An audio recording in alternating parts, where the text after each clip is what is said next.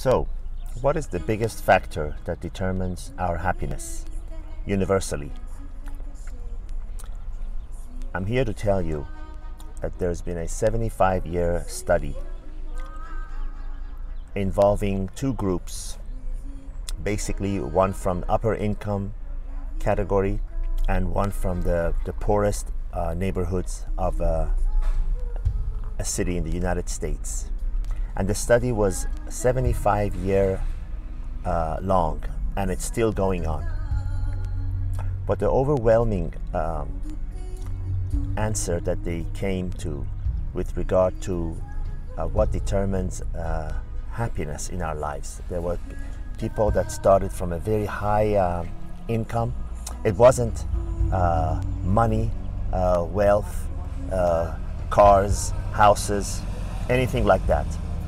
And there were people in the upper income category who rode their life all the way down through alcoholism and bad choices, and there were people from the lowest category who went all the way up to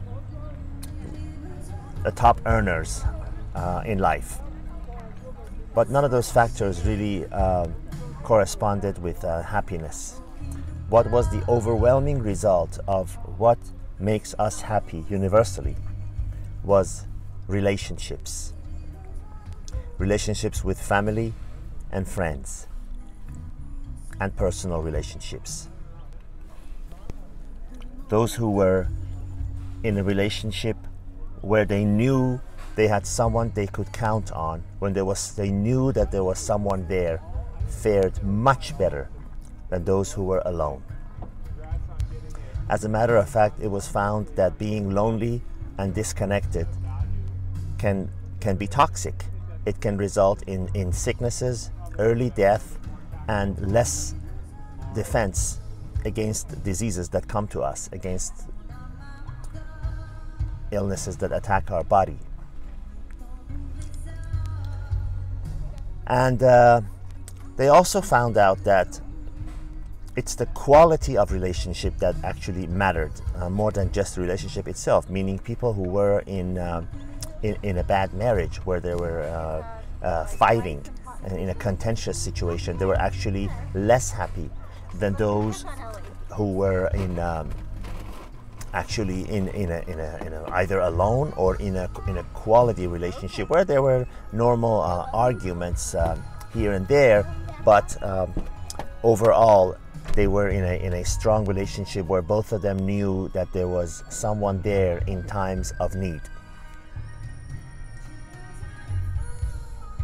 People that are connected socially, or connected to a person, or connected to a group of friends.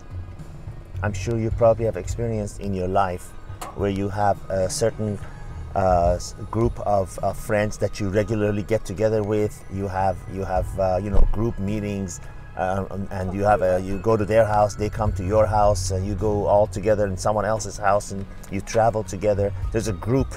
There's that sense of belonging. That's when you've felt the happiest.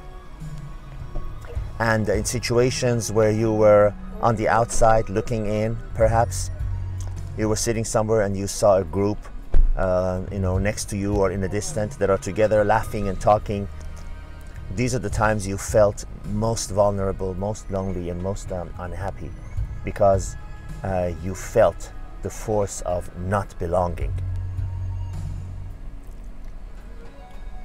So what this study found was that it wasn't that the level of financial success, it wasn't the houses, it wasn't the cars, it wasn't any of that, but it was the quality of relationships, social connections that made them happy. It's very important to remember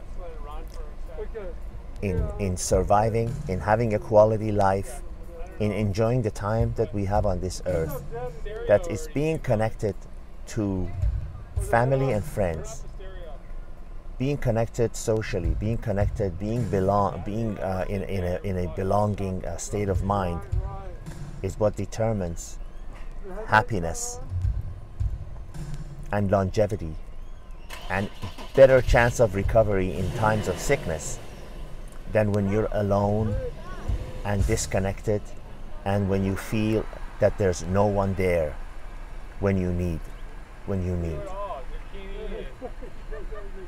This study was done by Harvard, and as I said before, it included groups of wealthy and people in poverty. So don't think that it's the pursuit of money or fame that's going to make you happy. It's the quality of your relationship, ladies and gentlemen. And don't forget that there's always the factor of being the lonely person in the room, or a lonely person in a marriage, in a relationship, because that happens very much, and that can actually be counterproductive. So it's not just a relationship, but it's the quality of relationship. Usually when we're with friends, we're happy because friends are people that we chose, that we selected to be with. But not so with family members and a marriage, a romantic relationship that starts nice but ends up going downhill because it was based on it was formed on based on the wrong reasons. Gentlemen, I hope this has helped. Ladies and gentlemen, I hope this has helped. As always, my goal is to share what I've learned with as many people as possible. And I hope you can use this information to have a better quality of life. All the best. Till next time.